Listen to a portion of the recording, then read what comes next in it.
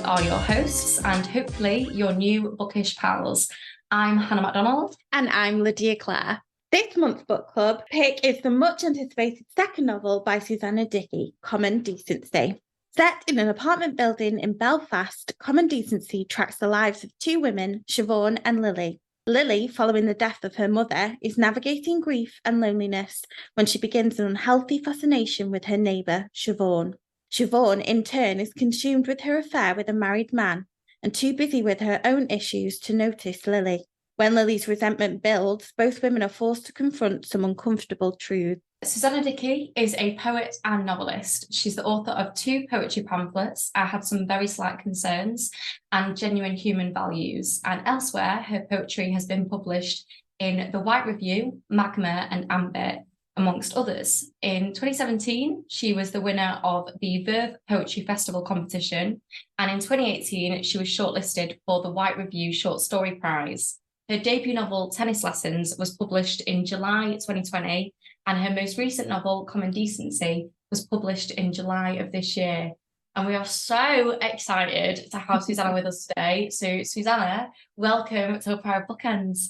Hello, thank you for having me. I always feel weird saying that because my partner told me this story about when he was little once, and he had a friend come round for tea, and at the end of the evening his friend left, and the friend said to my partner's dad before leaving, "Thank you so much for having me." And my partner's dad replied, "I shouldn't have you."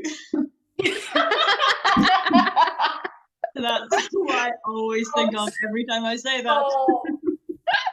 How old was you when that happened? I'd be mortified. I would be mortified. Yeah. I'm not a kid. I know. It's absolutely brutal. Oh, you want to respond in that way? Yeah. So at the end of this podcast, you can both say to me, "You didn't have you." And I can just, fall into a hole and die. Hang on, let me write it in my notes.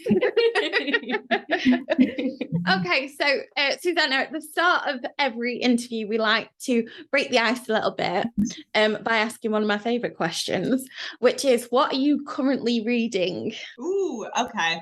Okay, well, I've actually just started the other day, and this is a slightly kind of off-piste thing. I actually started The Wings of the Dove by Henry James, which is absolutely nuts. I mean, I'm only about 60 pages in, and something I've noticed is, like, a while ago I was on a real Turgenev kick, and Turgenev is like near impossible to read because he establishes all these characters, but all the characters have about 9 different possible names, and he just splits between the variations on naming for each character to the point where you don't know who is who. And actually, Henry James is doing exactly the same thing in this novel. He will write 3 paragraphs that you will think are about 4 separate characters, and then you'll realize he has just been talking about the same character throughout. I mean, I personally love being gaslit by authors. But actually before that, I read, there's a Scandinavian author called Vigdis Hjorth. I might be saying her name completely wrong, but she wrote this novel called Long Live the Post Horn. And it's amazing. And actually, I was thinking about it today because obviously there's a postal strike today, and this novel is like, it's the most incredible, unhinged sort of love letter written to postal workers. It's about this PR woman who is becoming like very like disillusioned, like inured to like all the pleasure in life. She has this incredibly like unsatisfying relationship. Her job is just like riddled with kind of ennui and desolation. She's just moving from day to day feeling nothing until she gets asked to like take up this cause for the postal workers, which is to block this EU postal directive. And it's an insane novel because so much of it is devoted to talking about the minutiae of a postal directive. But through kind of championing these postal workers, she finds like a real zest for life. And it's all about kind of like the importance of like being active in like grassroots like activism and like community building. And there's also this amazing scene with her partner where he's bought this sex toy and he's like using it on her, and he repeatedly says, does that feel good? Is that nice? And just every time she just says, it's all right. Stop.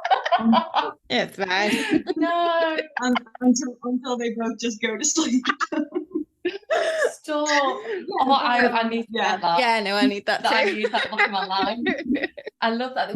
I think like we've been saying that like unhinged novels is just like the new. It's like catnip. It is like catnip. Yeah. I love it. Yeah.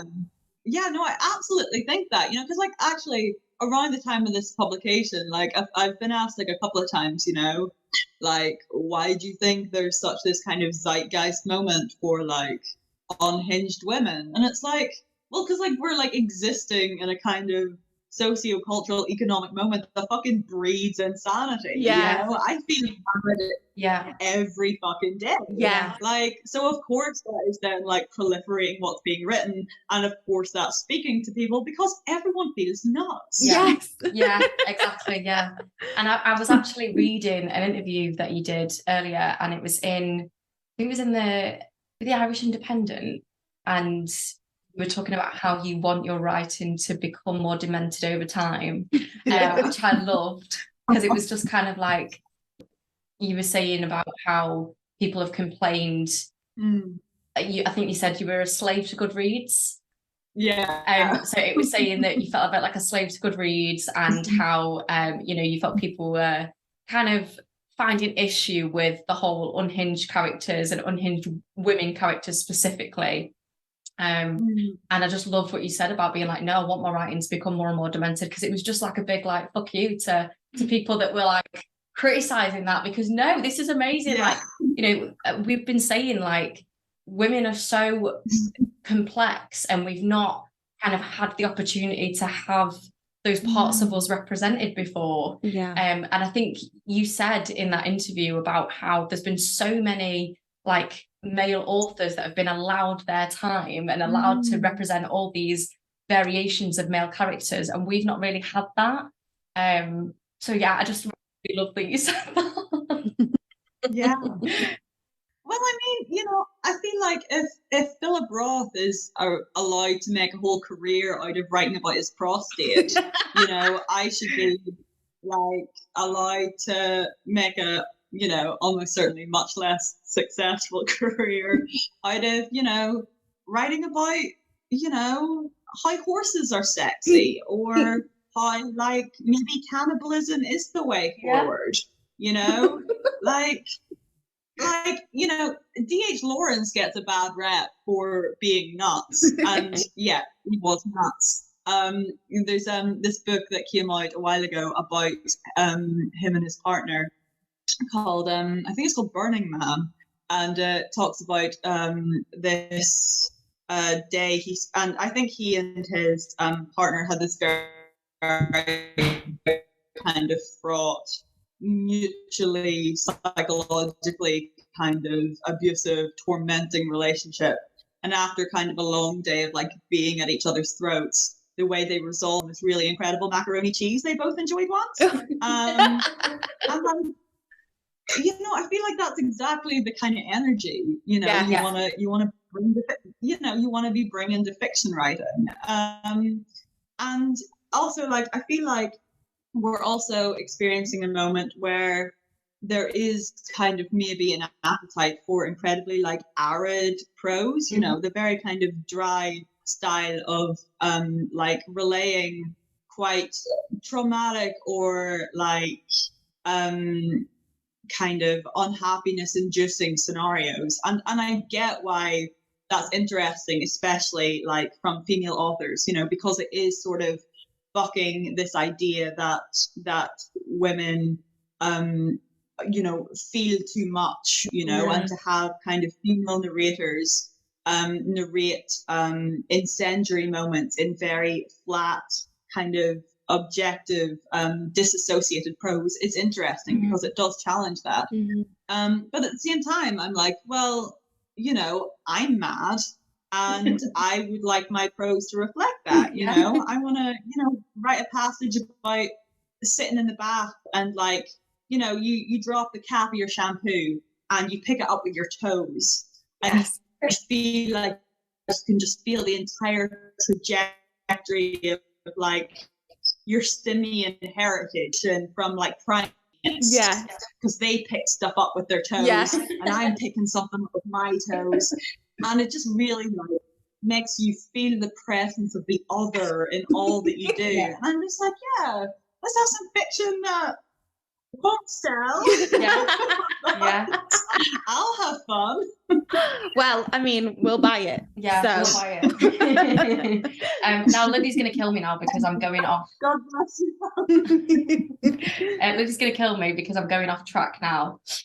Sure, sis. Every time. Sorry. But just with you saying about the whole being in the bath and picking things up with your toes and stuff, I did notice, and we were speaking about it before, it's not entirely off track. Oh, right. Okay. Well. But with the way that you don't really shy away from any kind of conversation around bodily functions, let's say, or like kind of, I don't really want to say disgusting because it's something that very natural, but it's very yeah. natural, but it's something that, you know, might make more prudish people maybe a bit uncomfortable.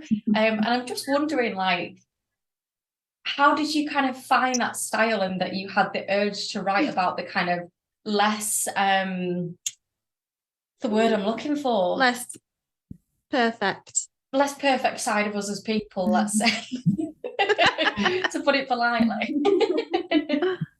Well, because I think probably something that has fueled everything I've written is kind of an interest in like the relationship between the I or the self and other people, you know, and the gulf that occurs between trying to conceive or understand or empathize with others.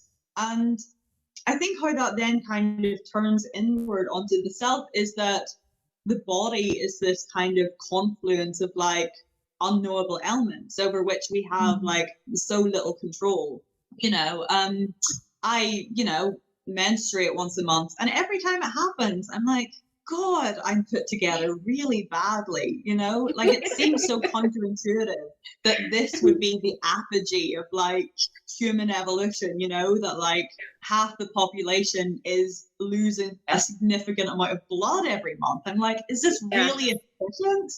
And, like, every time that happens, I think about the fact that, like, I have no grasp or true conception of all the different facets, molecules, alchemical processes that are going into like making me function. You know, I am estranged from myself, and I never feel that more so than when my body is doing something mad, like or, you know, taking an especially satisfactory shit. And I think there is a relationship between those two things in terms of like having narrators who are unreliable and also who are carving out half-formed narratives for the people around them because they can't truly know or understand them, because there is this gulf in perception and comprehension, but it's a gulf that exists even within ourselves and our comprehension of our own actions, our own thoughts, our own processes. And I think the body is a really kind of fun and visceral way to, you know, gesture towards that. Absolutely. And I just want to say I have massive amounts of respect for you for writing. There was just one part of it where I think it might have been Siobhan in bed with Andrew, when she was talking about how her stomach was so bloated because she just needed to fart. Oh, she really needed to fart. And I was like, we've all been there. We've all been there. It was so perfect. I was like, why has nobody spoke about this before?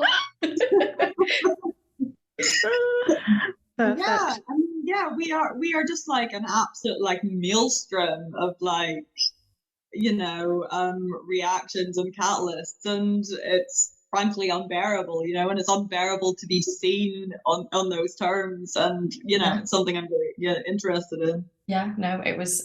We're here for it. It made my day. I think my boyfriend thinks I'm going slightly mad because whilst I was reading it, I was just like, he would just hear like a cackle in the other room every like few minutes, and he'd be like, "You all right?" I'm like, "Yeah, still reading this book."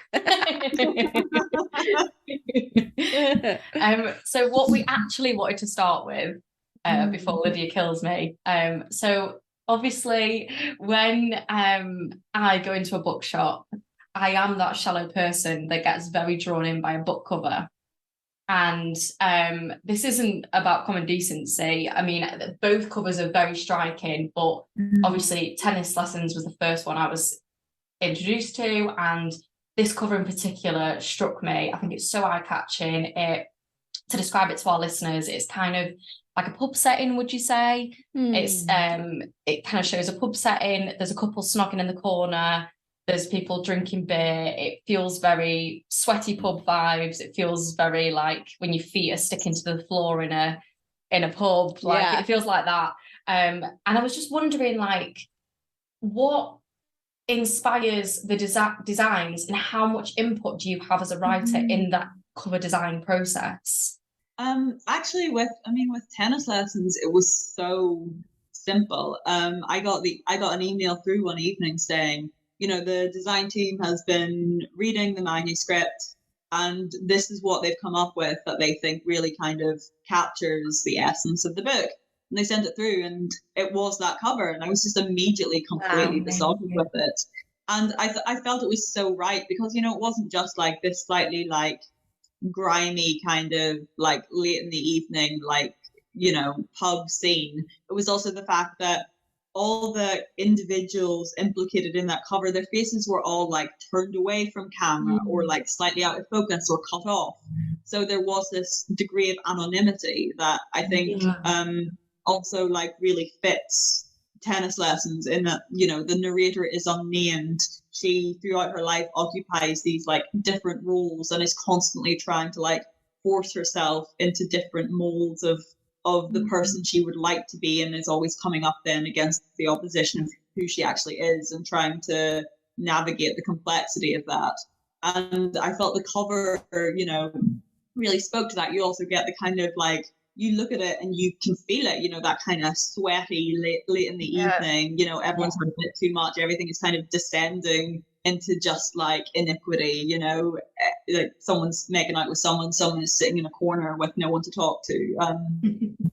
But also everyone is fundamentally unrecognizable. And that felt really right for me for Tennis Lessons. And also like this idea of being like caught in the act, and the second person of like, in the way that the Tennis Lessons is written in the second person, like always feels like quite accusatory, and I felt like the cover captured that too. Common Decency, the cover took a little bit longer to get to, and not in like any kind of laborious way, but it was more when the cover was first sent through. It was actually, to be honest, it wasn't a world away from what it ended up being. But I think something you come up against as an author is realizing that how you see the kind of nucleus of a book and how your publisher sees it, and how your publisher and the marketing team understands a readership to see it. It was the first time I'd realized there was potentially like a chasm there between how I understood it and how other people were going to be understanding it. And I had an idea for the cover which was, frankly terrible, which hindsight. Like, I'm not a designer. I need to stop pretending I have an idea of what book covers are nice. And I'm actually, I'm grateful to have like been told, and no one, like, I think my editor's response when I pitched my idea was, Susie, if I take your idea to a marketing meeting, they will laugh me out the room. I love that. That was very humbling, which I think is probably quite good. Yeah. But then eventually we came up with this like, this like split color, like to kind of, again, faceless figures, which was always really important to me, that this idea of like being undefined, because both protagonists in Tennis Lessons don't fully understand themselves. And it's also kind of important to me when I write characters that the perception that a reader gets of them is never like an objective one, that you have them thinking of themselves in certain terms, but because they're invariably like quite problematic or dysfunctional thinkers, you're always aware that that's a flawed self-perception, but then also to have the perception of the dual protagonist that they're set alongside with being equally flawed and seeing them in completely like diametrically opposed terms to how they see themselves. So always having like figures, if I do have figures on book covers, I always want them to be kind of slightly out of focus or like slightly faceless. Because I do want that kind of unknowability implied. Yeah. Absolutely obsessed with the cover of Tennis Lessons, but I do really love how, like you said, the I can't even say the word. Anonymity. Why can I not say it? Anonymity. There you go. There we go. Got there in the end. Anonymity of the characters, they're just amazing. Yeah, I'm obsessed, and I'm always so curious about cover designs. So that's the first thing you see, isn't it? And that often I will be shallow enough to pick up a book because I like the cover. I'm like, oh, let's see what this is about. But let me just tell you, it's a nightmare going book shopping with her because she has to look at all of the covers, all of them, take hours. Appreciate them, there's a lot of work that goes into these things. So. Well, yeah, I imagine that's hugely gratifying for like a cover designer to hear, because you don't want like books to just be like reduced to kind of word of mouth or review culture or like social media. I imagine book designers want to like know that their work does matter and it is like something that is inviting people to engage with them. So you're the best. Get it on a t-shirt. Yeah. Get it on a t-shirt. So moving back to Common Decency, we were both really intrigued about like how the novel came about and what kind of made you choose that dual narrative perspective that you went for. So we were just kind of intrigued as to how you came up with that. Because the novel grew out of a short story that I wrote years ago. That itself grew out of. Do you know that Bruegel painting that's like landscape with Fall of Icarus, and it's like like this like kind of rural like scene, and you've got like arable workers and like the like sea being like sunlit. It's really beautiful. It's a huge ship just kind of sailing on by with fishermen on it, and then in the corner, in like the tiniest corner, you've just got this like little pair of legs poking out of the sea, like flailing, and it's like Icarus, who is clearly just like drowned, having like fallen, his wings having melted. And I remember like becoming weirdly like fixated upon that painting and thinking about it, like, what would it be like to write a story in which all the drama was happening in like the corner, this idea that your life could be completely falling apart, totally unbeknownst to the people around you, to like the wider scene that you find yourself in. And so the short story was written entirely from the perspective of the character who then eventually, when I wrote the novel, became Lily. And it was a very truncated version of Lily's narrative of becoming obsessed with a neighbour and wanting to teach her a lesson, and then recognizing at the end of the story that all these things she'd done had actually not had any true impact, that what was actually dismantling the object of her attention's life was something entirely unrelated from anything she had done. And then I thought, well, what if I also wrote the perspective of the person whose life has fallen apart? And that was then how I came up with this idea of the separate narratives. Yeah, because, like I wrote them initially as two entirely separate, almost like novellas. I wrote all of Lily's section, and then I wrote all of Siobhan's section, and then, wanted them to kind of line up temporally. So like made sure that I had like relevant things happening where one would kind of encroach on the other's life at like the right moments within the novellas, but still hadn't really conceived of like interspersing them. And then it was my editor who said, oh, I think potentially, these two stories will be all the stronger if you can see in real time how they're blending into one another, which is when I then did a kind of chapter about. And I was just really interested in you know what I was saying earlier, this kind of imposing upon other people the kind of narratives that you need to justify your actions or to make yourself feel better. And then for a reader to be able to see all the like misconnections, all the like wrong assumptions that both these characters are making about the people around them and about each other. And that was kind of just where it came out of. I think as well there's like a real kind of satisfaction as a reader in getting to see, like, I love stories that are told from more than one perspective.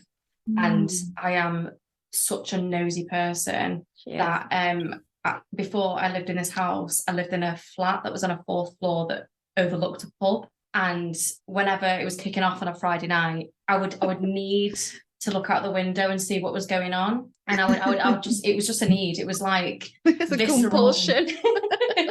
Like I would need to look out the window and watch what was going on. And I often do it where I'll be sat in a cafe somewhere looking out the window and I'll be like making stories up for the people that pass by and stuff. And I think there's a real satisfaction in this, that you do kind of get to see what's going on in each of these lives. And I also really liked the inclusion of, without giving too much away, of the inclusion of another character towards the end. I liked that being slotted in there. That was amazing. I don't know why I just feel like I need to know everything about everyone.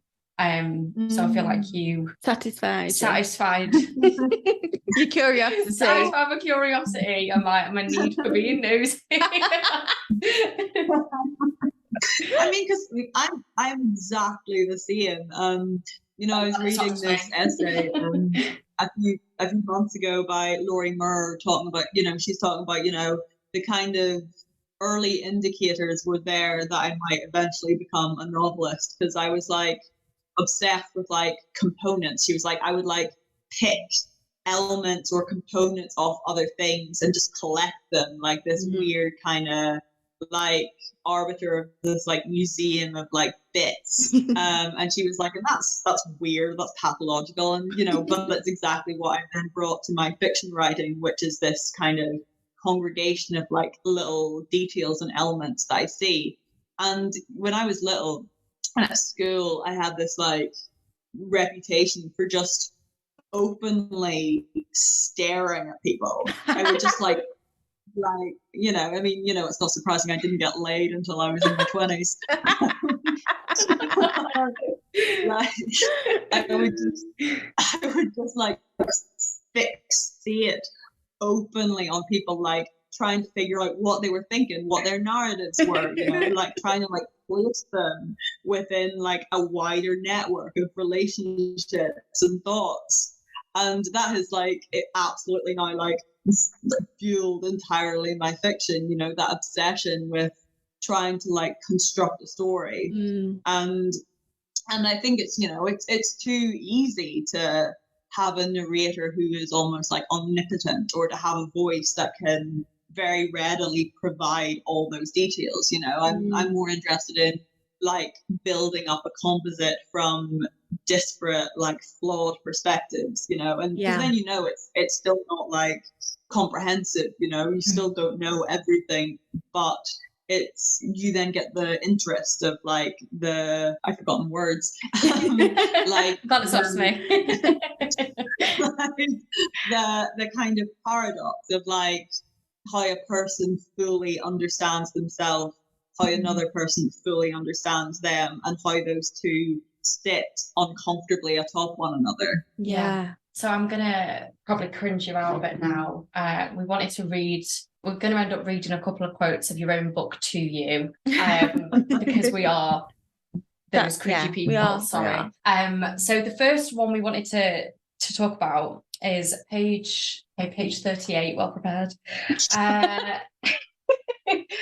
So it's a scene between Siobhan and her mother. Her mother is that peculiar self-hating sort, didn't go to university, but derides those who don't. When she hears about someone having gone only to graduate and return to a job in the service industry, she gets a pained look in her eyes. Now, I read this and I was like, why is that my mum? Like, It's not listening. I hope not.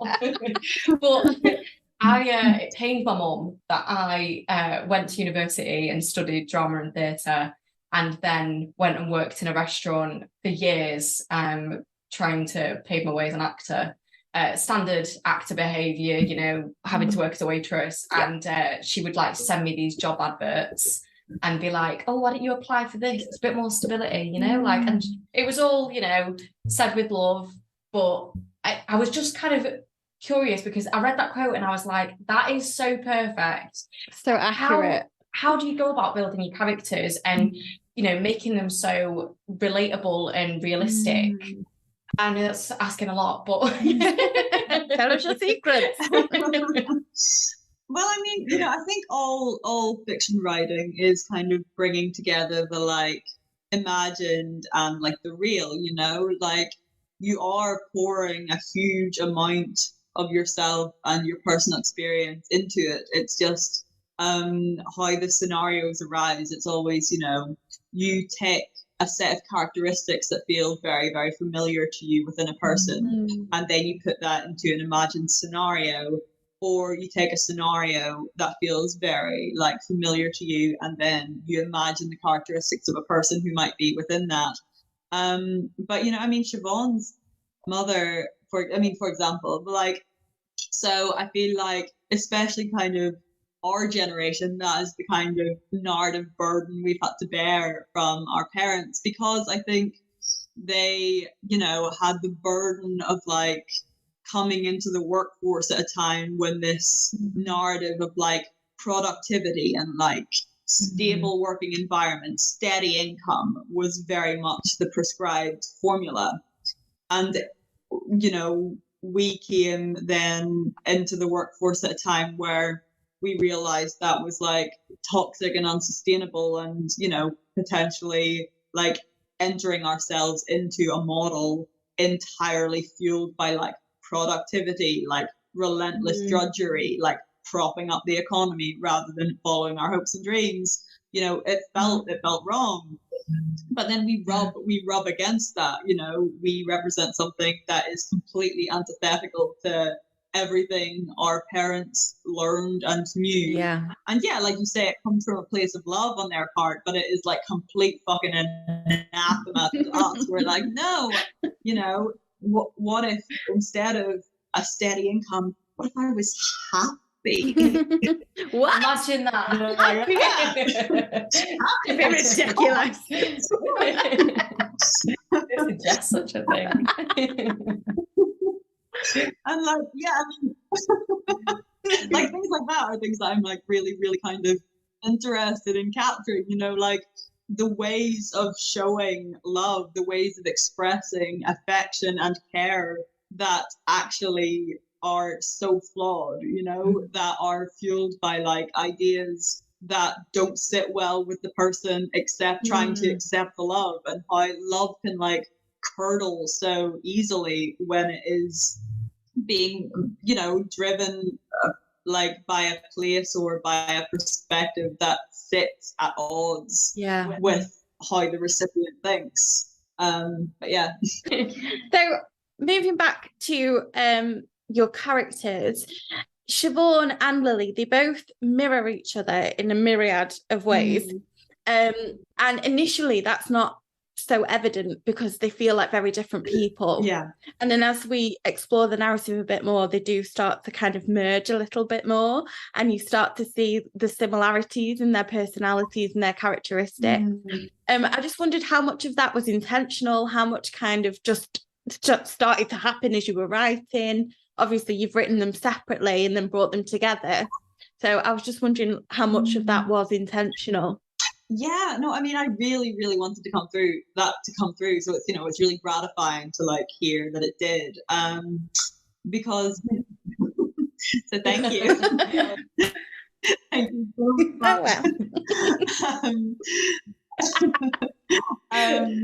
But yeah, because, you know, I think there might be an initial assumption when you write a dual narrative that they're meant to be sort of diametrically opposed, and probably especially given I was writing a novel set in Northern Ireland where you might expect, if you're reading a dual narrative, you might expect the characters to come from like binary positions, like religiously, like socially, their place within the community, because that is so often the binary that is like propagated by like mainstream British media about Northern Ireland. It's that these two communities that are polarities, they are completely like diametrically opposed, they sit completely like at odds with one another. And I was never interested in feeding into that, you know. I wanted these two characters who have very different backgrounds but who are both occupying the same, not only like immediate geographic space, but also similar emotional spaces, in that they're both like trying to circumnavigate different kinds of grief, but grief nonetheless. And what was more important to me was for it to come across that despite, all the ways in which they could potentially help each other, the way they have approached living this very kind of resected style of life where they don't know how to ask for help or extend a hand to someone else, like in a kind of show of like continuity or community, like how that has rendered them more lonely and more isolated.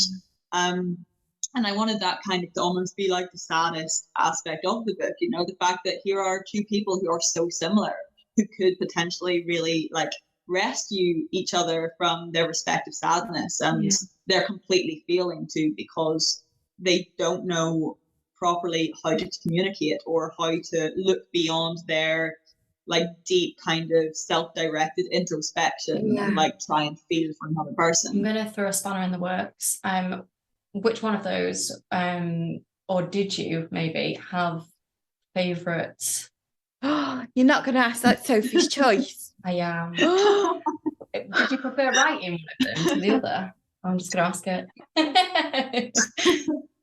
It's difficult, because I think probably I really feel for Lily, because Lily is so strange and like has been kind of denied the most kind of substantiating, emotionally giving relationship that she had in her life, like this relationship she had with her mother, like justified her, like it reified her, it made her real, it like enabled her to interact with the world, and she's been now deprived of that through no fault of her own.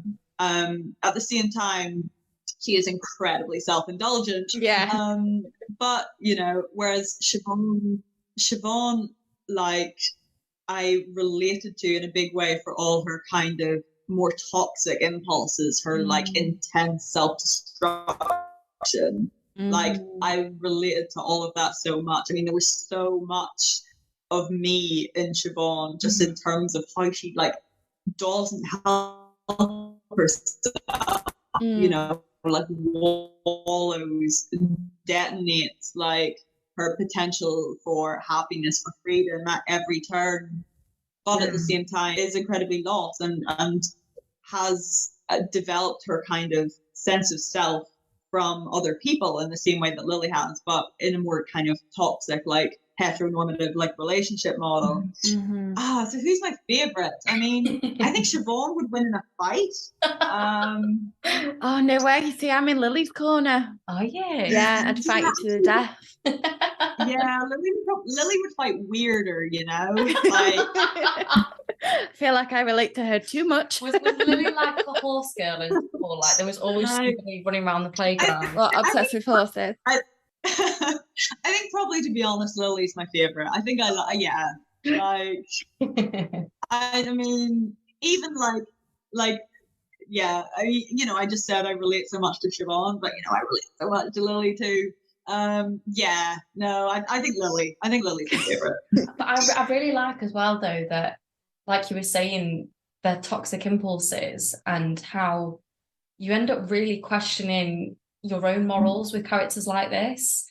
because you're rooting for them when you know what they're doing is totally wrong, but you're like, yeah, but I want her to go inside Siobhan's flat. I want to see I want to see what's going on in there. Yeah. And part of me is like, well, that's wrong, but at the same time I end up rooting for these people. And I think it's like what we were saying before about this whole, you know, new kind of wave of unlikable or chaotic female characters. I think they kind of slot into that, don't they? It's all the complexities of us as people. And yeah, I don't know. I don't know if I hated myself or loved the fact that I was rooting for them. I think, You've made me confused, Susannah. We're bad people. I mean, that's my entire writing process.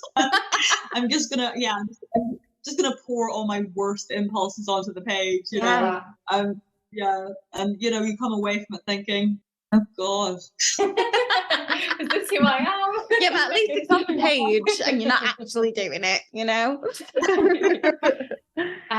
This is me wanting to talk about another quote, isn't it?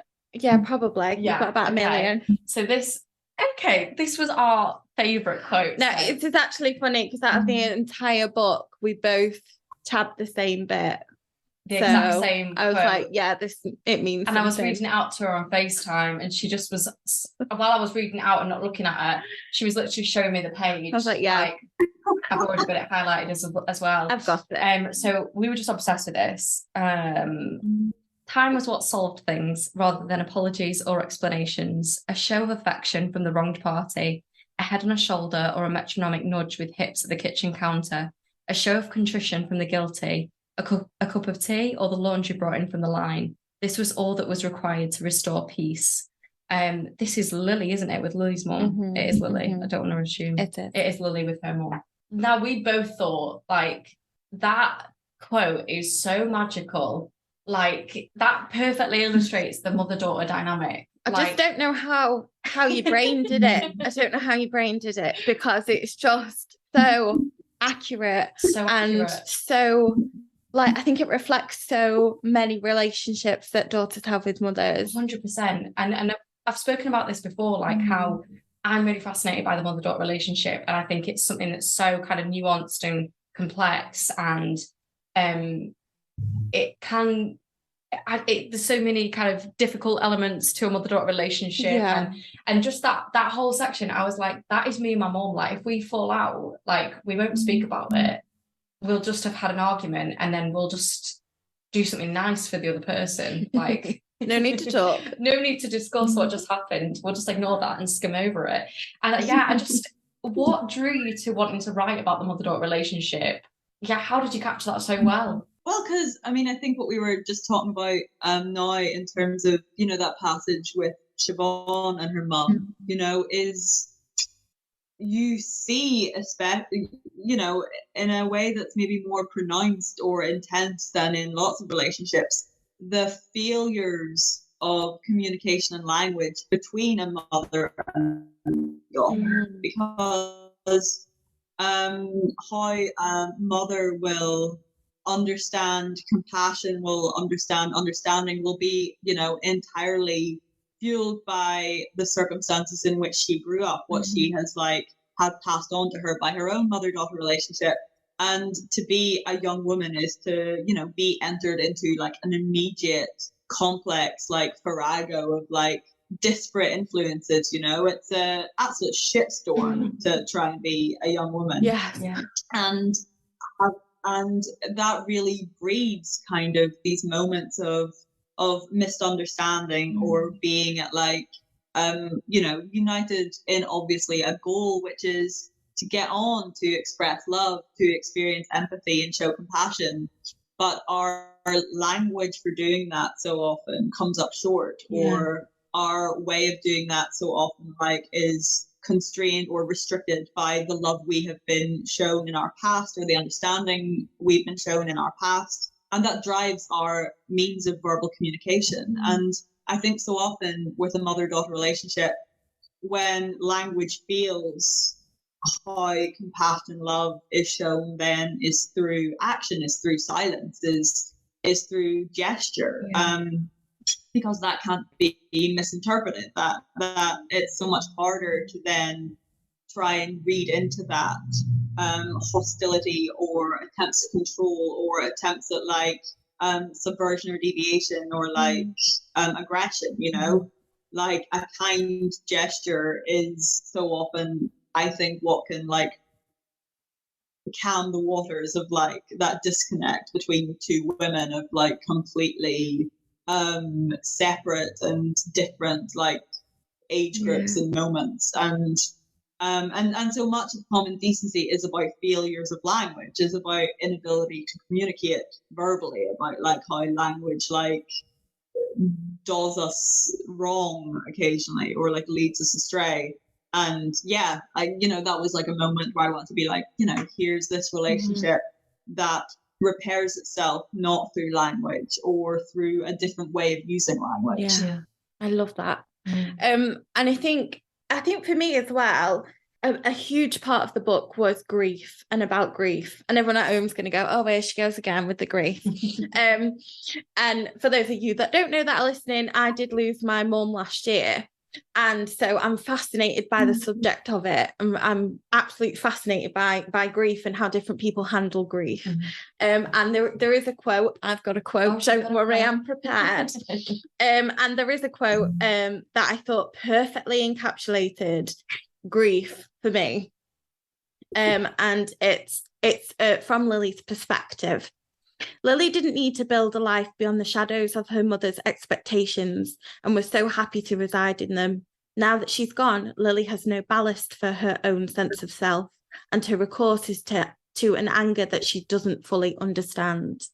And I thought that was just so well put, because you know what it does? It kind of leaves you adrift, and it makes you angry that, that person that I used to talk to is not there. And I felt like Lily's character was a perfect embodiment of that kind of that struggle that a lot of people go through.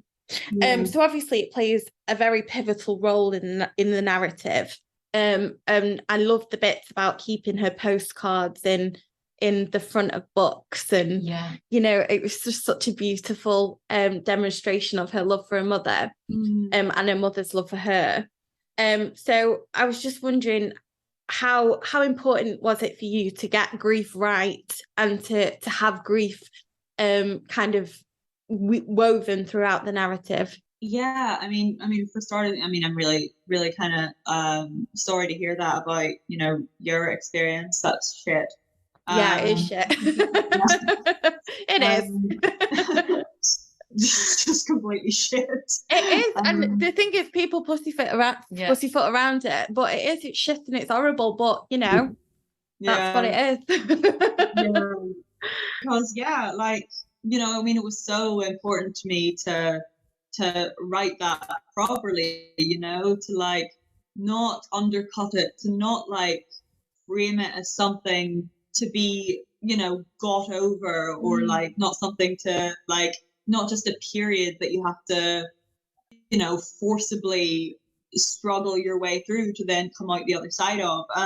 Like I've been reading a huge amount of stuff at the minute about kind of mourning and grieving, and like Derrida talks about this like thing in writing called introjection, which is where you write imagined conversations with the deceased. You try and like reignite them through chats, which obviously is what Lily does throughout that book.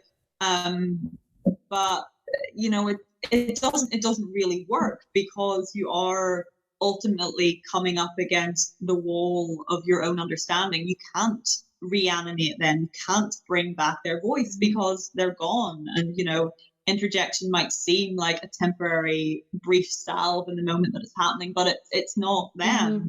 And and it's not simple, and it's not a kind of color by numbers, here's how you come out the other side of it. I really wanted to kind of capture that stagnancy, which is almost like a voluntary recourse for her, because she doesn't want to come out the other end of it. She doesn't want to be fixed. What she wants is her mum. And so I didn't really want her even to have a kind of redemptive character arc where like she starts off broken and winds up fixed, because there is no really being fixed. The you of her narrative is gone and she is forever changed by that, you know. There are obviously other mannerisms and like recourses that she could like work on. You know, I don't know if you've read it, she's a bit weird. But yeah, that grief wasn't something I wanted the book to fix, because I don't think grief is something to be fixed. No, it's not. It definitely isn't. And I applaud you, because it's one of the I've read a lot of novels recently that have grief as a pivotal part of it, and this was by far one of the best and most deftly put novels on the subject. I truly think you got it really right, and it's so hard to do. Thank you.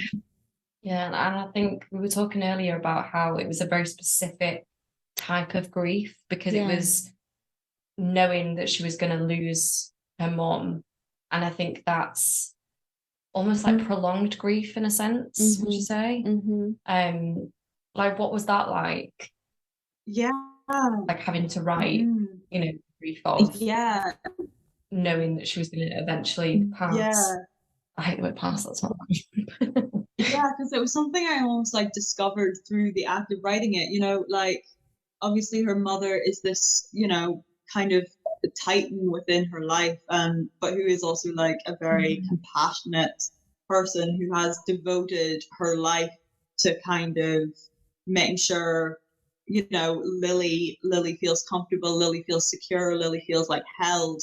And, you know, even after the diagnosis, you know, I wanted to write her mother continuing to do that, because of course that is the way her mother would be in that scenario. But it wasn't almost even till I was writing the closing scenes of the book, you know, there's a bit in the sort of very final paragraph, I think, of Lily's section where she reflects on the fact that so much of her mother's final months were once again devoted to making sure Lily was okay, rather than, you know, indulging or like engaging with her own fear. And I mean, and I don't think even I had really realized that it was what I had written until I got to like rounding off of her narrative, and you know, like it really like hit me, you know, like shit, I mean, because that is what good mothers do, you know, they completely subjugate their own fears, their own concerns, to prioritize and do their best to like rectify those of their children. And like I don't think I'd realized until I was finishing it just how kind of intense it had been to write it. And it was So, but obviously it is a massive balancing act with when you're writing about a dark topic like grief, to find more kind of light moments of comic relief, and I think we had a couple of favourite parts that my goodness. Lydia cannot get over. I can't get over it. Now, guys, I will kind of probably ruin it for you, but the punchline of one of the jokes is Hemogoblin. Hemogoblin, right? I died inside. Stop talking about it. It's hysterical. I've told that joke to everyone I know because it's too funny. And that is, honestly, I was like, this is like genius. So 1 minute I'm like, oh my goodness, you know, this is reminding me of my mum, and it's all these emotions. Next thing you know, I'm hysterically laughing on the floor because the punchline to a joke is Hemogoblin. But yes, no, it's my favourite bit. And one of my favourite bits was when I think Siobhan's in the pub and this man is talking to her and Mark, and he's just annoying her so much, and she imagines throwing a plugged in toaster on him in the bath. She's like, and I love this so much because we've all been there, like, go away, why are you talking to me? And you do imagine these really dark things and go, whoa, did my mind just go there? So I was wondering, like, was it important for you to write humour in a novel that kind of so vividly explores grief. And it's not just normal humour as well, it gets quite dark. I think you two might be my entire demographic. We are. Like, you have two, Susie, you have two readers who like you. And Definitely fans, don't worry.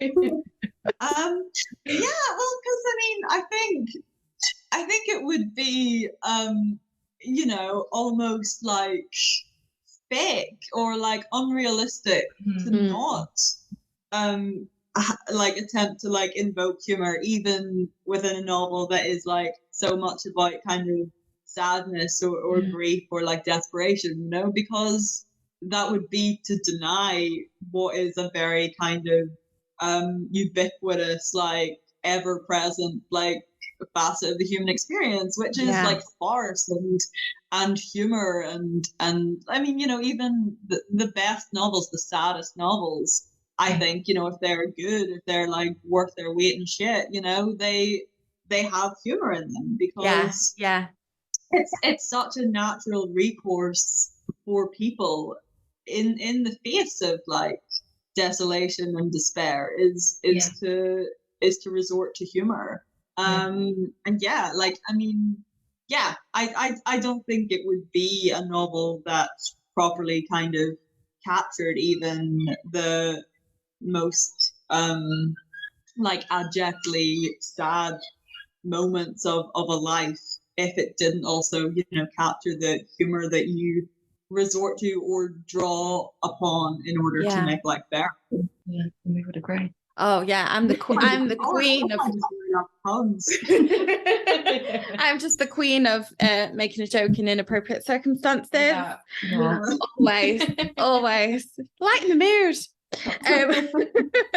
So another common theme that we both identified in your work is extramarital affairs. And we were just kind of wondering, like, what draws you to that? Can we just say though, we love an affair trope. We love it. It's use of the drama, it's the spice. It pulls us in. We love it. Confession time. Yeah, oh my god, I mean, me too. I mean, I think it's such an interesting kind of dynamic to write, and I mean it's a concept that like really interests me, because I think an extramarital affair can be so deceptive as an idea, because I think invariably how it goes is the figure within the relationship who is the married one is very aware that they need to massively overcompensate for the unsustainability of the extramarital relationship by being incredibly like demonstrably affectionate and like demonstrably like attentive, in like small ways to convince the third party that this is real, this is a genuine emotional connection that can be sustained over a long period, because otherwise it would be all too glaringly obvious that this isn't something that can provide you with emotional sustenance. But that makes it all the more complex when the third party has to set that against the practical terms, all the ways in which that dynamic is failing them. You're coming up against big ethical questions about your participation in a complicated romantic triumvirate, but you're also having to navigate because I do also think you can become incredibly dependent then on that dynamic, because it becomes simultaneously this liminal nowhere space where you're not in a relationship, but it is also providing you with so much of your sense of self. It's holding you up, it's making you feel wanted, it's making you feel valued, and having to take the gamble of giving that up and being alone and trying to find something that will sustain you is a big, frightening, kind of brave decision to make. And I think what's so fascinating about writing that is you can really present those like in stark terms, you know. Here's all the ways in which this is fulfilling you, while you're also aware of all the ways in which you remain entirely emotionally and romantically unfulfilled. And it holds you in like a vice between those two places. And it like leads like to, I thought writing it like really kind of rich kind of like psychological like interrogations, you know, the drama, the sadness of it, the loneliness of it, but also being faced with the loneliness that will come if you choose to reject it, you know. I have one question that I wanted to ask about the novel, which was, so you wrote this during the pandemic. Obviously, technology feels like it plays quite a big role in the novel as well. It almost feels like another character specifically for Siobhan. You know, there's, and I'm going to be really careful about the way that I speak about this because I don't want to give any spoilers, because this was a big thing for me when I was reading it. But there's a crucial moment in the novel, and Siobhan's phone is constantly vibrating, and it feels like this kind of building sort of pressure cooker. And it feels like that is almost the thing that pushes her to do what she does. And I was just kind of wondering whether you're writing the novel during the pandemic, whether that influenced or impacted the way that you wrote about technology. And its presence, I guess. I think it absolutely did. You know, I think it fundamentally changed and shaped the course that the novel took. Because, you know, like as I say in the acknowledgements, I was living alone for most of lockdown. And all of my interactions, all of my exchanges were, you know, coming through my phone. You know, it was my entire like means of communication, of like intimacy, of anything, you know. And I think, you know, that then sat very comfortably within this like narrative of the extramarital affair. Because, you know, when you're writing a character with low self-esteem, this is another thing about like an extramarital affair. If you have a character that already has low self-esteem, who has learned to garner their value from romantic entanglements, an extramarital affair is catnip for that, you know, because it is something that has to provide, like, you know, because you don't think of yourself as deserving better, and also the dynamic is giving you everything you need to feel real. But as a relationship that then becomes so reliant on social media to sustain itself, when it's, you know, it's also like a long distance extramarital affair, you know, how I was functioning and communicating within those months definitely like fed into how I wrote it, you know, that reliance upon like the notification, you know, like that someone wants to talk to you, that someone cares that you're still there, you know, like it was definitely shaped by how I was living in those months, you know. It was just me and a tank full of fish that I kept killing, you know. Like, oh no. They're so easy to kill though. So easy. It's like to kill themselves. Right. Right, because my brother worked at the time, he worked in like a lab where he was responsible, because he's an invasive ecologist, and was like doing all these experiments with these fish. And when his lab got closed for lockdown, he was like, "Yeah, I have all these fish I have to rehome. Do you want some?" And I was like, "Sure." And he was like, "Yeah." He was like, "They're so easy to look after." They were not. Everything killed them. Lies. Like light killed them, noise killed them, Jason killed them. Just don't look at them. Don't acknowledge they exist. Like it's so depressing waking up in the morning and just having to scoop corpses out of a tank.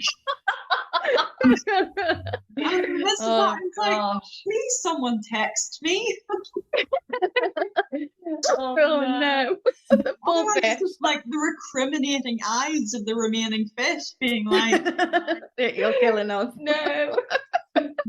God, that's all you needed on top of the panny day, isn't it? I know. Imagine pandemic and then everyone, all your fish are dead. Yeah. So I just wanted to ask finally, there's very much a an emphasis on the interconnectedness of the story and the narrative and the events that unfold.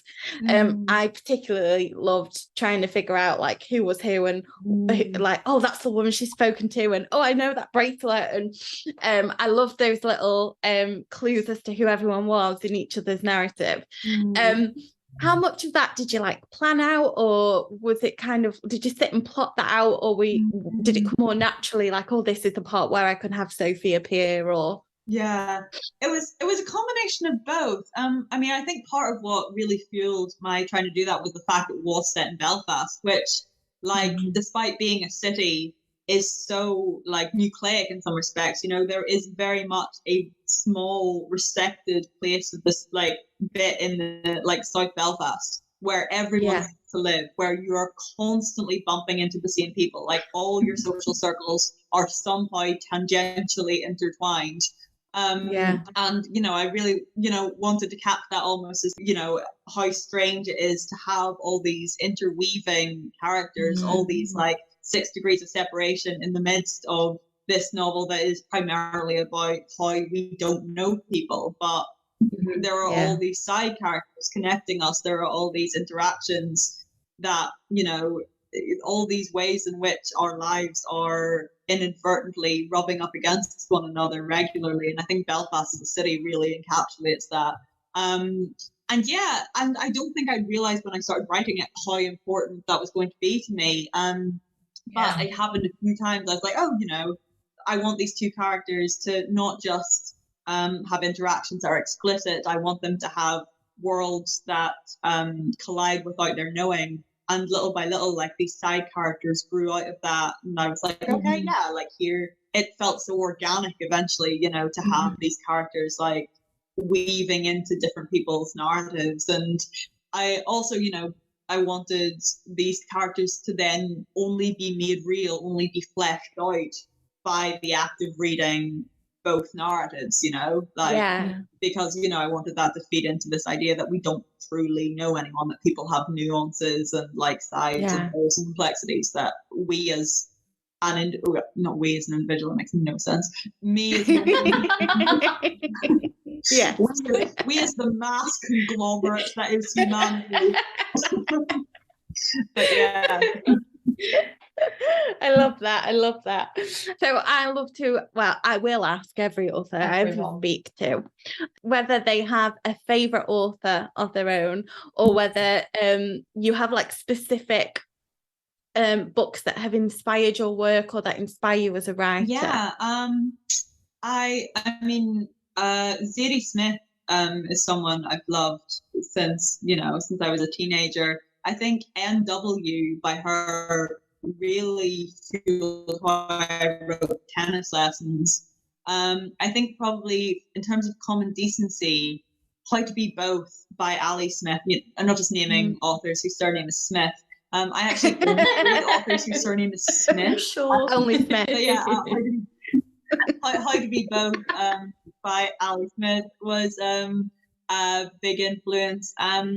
Rachel Cusk and Lorrie Moore, who I mentioned earlier, are also people I love.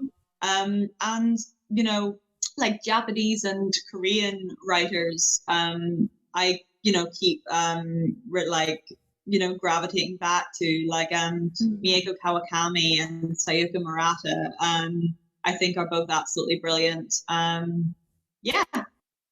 I love that. Okay, I'm just adding to my TBR. Yeah. NW sat on my shelf and I haven't read it yet. And it was like glaring at me. So every time it popped up in your book, I was like, oh, I need to get to it. I felt like it was like silently judging me. It probably is.